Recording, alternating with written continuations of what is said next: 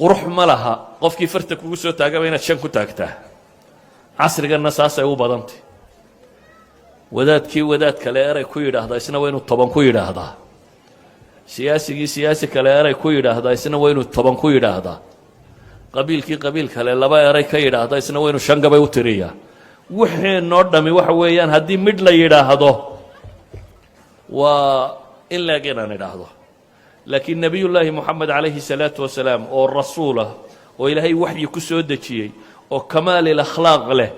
ayay waxay lahaayeen waa saaxir iyo waa kadaab iyo waa kan markaasaa ilaahay leeyay waa acrid can iljaahiliin lama odhanin nimanka kule waa saaxir iska dhici iyo nimankaa kadaabka kugu sheegaya kan sheegaya ee ilaahay wuxuu ku yidhi waa acrid can iljaahiliin wax magaratada waxba ha u dhegtaagin idan dhaqanku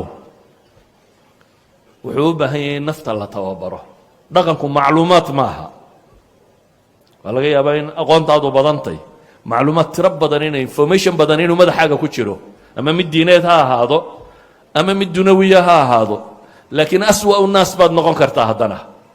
iyadoo informationkaagu tiro badan yahay yes informationka tirada badan leh wuu ka qayb qaadanayaa haddaad trainingkaagu fiican yihi haddii dhaqankaagu wanaagsan yihi